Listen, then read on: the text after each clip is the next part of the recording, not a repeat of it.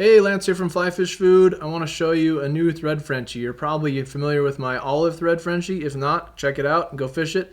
But this is a newer version, a brown one, that works really well when PMDs and sulfurs are around. The brown Thread Frenchie. That's a big brown bro! Okay, so I've got a jig hook in the vise. You could use your favorite jig hook. This is a slotted tungsten bead in copper. Again, just to match the size of jig based on the amount of weight you want. There is no hard fast rule here. You could use a larger bead on this same hook, a smaller bead on this same hook. That's the joy of tying your own flies. I'm going to use Wood Duck UTC 70 thread. This is going to make the body, so I'll start the thread right behind the bead, work my way down towards the bend, get rid of the excess. I'm going to use some Coke de Leon for the tail, and I like to keep the tail pretty sparse. You want it to show up, but I don't want it to be too bulky. So we're going to pull these CDL fibers off here and add them in for the tail, tying them in right at the back end, like so. Working my way up to the bead and then trimming away the excess. Next up, we're going to add the wire, which this is brassy sculpin olive wire. You can also use the Semperfli March brown color as a very similar color to this wire. And again, you could tie this style of fly. This Thread Frenchie is a different version. The original one we showed you was olive. This is just another version using different colors of thread and different dubbings and on and on. So I tied the wire in. What I like to do is slide it into the slot of the bead, and then I just tie it right down the back of the fly.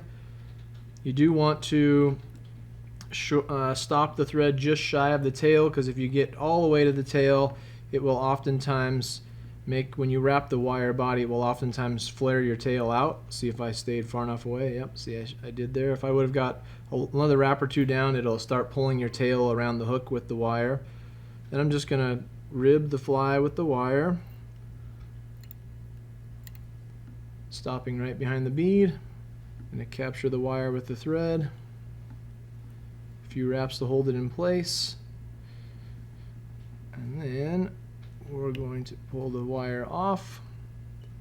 The next step uses resin and a UV light. So this is Loon Flow. You could also use Solarez Bone Dry or the Bone Dry Plus.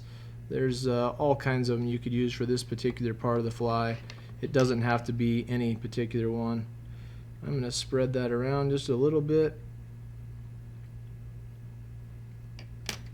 so that it's a little more even. I like it to be pretty sparse on the UV. I don't like it to be more like a perdigon. I like it to still be able to see the segmentation in the wire. This is more or less just to seal the fly, so it keeps it from the wire, keeps the wire from sliding down the hook shank. After lots of fish, this makes the fly a lot more durable. So I put the resin on, then I'm just going to zap it with the infinity light here, and then it should be all set. Real easy. And then the last step is to add ice dubbing in UV Shrimp Pink. And as always, less is more with the dubbing.